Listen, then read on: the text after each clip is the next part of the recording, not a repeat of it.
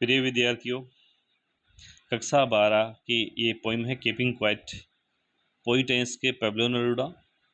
व्याख्या करना हम सीख रहे हैं। सबसे पहले हम इस तरह से इन्वर्टेड कोमा में now does does does I will go तक का हमें लिखेंगे, कहाँ तक की व्याख्या कर रहे हैं उस स्टेंजा को हम इस तरह से लिख लेंगे। फिर उसके बाद में हम रेफरेंस लिखेंगे।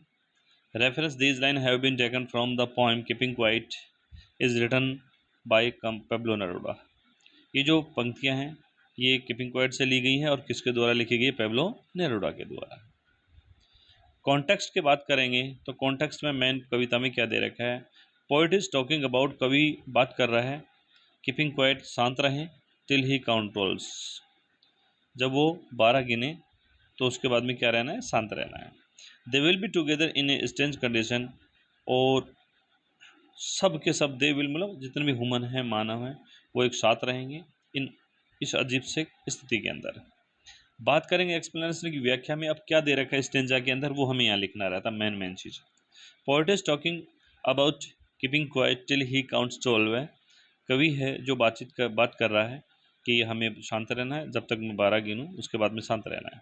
It would be N unusual moment when nobody will not speak in any language. और देखो, कोई भी जब nobody will not speak any language, जब कोई भी किसी भी भाषा में बातचीत नहीं करेगा तो एक तरह से हमारे लिए कैसा रहेगा? अनयूजुअल मोमेंट रहेगा, असाधारण पल रहेगा। विदाउट रस एंड इंजन, बिना भीड़ भाड़ के, बिना इंजन्स के, we shall all be together, हम सब एक साथ रहेंगे। Fisherman would not harms whale, fisherman भी क्या है?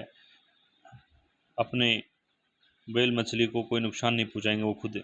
गैदरिंग साल्ट पर्सन, जो व्यक्ति इकट्ठा कर रहे हैं नमक, साल्ट को इकट्ठा कर रहे हैं, would look at their hurt hands, वो अपने चोटिल हाथों को देखेंगे।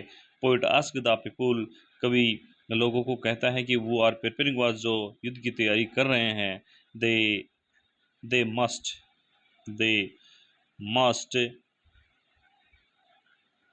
दे मस्ट स्टॉप दियर वार, उन्हें ये युद्ध रोक देना चाहिए, एक्टिविटी युद्ध की जो गतिविधियां वो रोक देना चाहिए।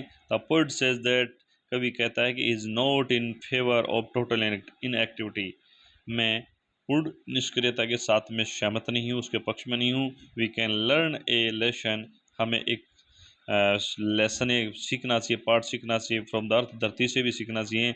Autumn is as like death, autumn का जो मौसम होता है वो एक डेथ के समान होता है, but spring is as like life, और स्प्रिंग का जो मौसम होता है, वसंत का जो मौसम होता है, वो एक जीवन के समान होता है।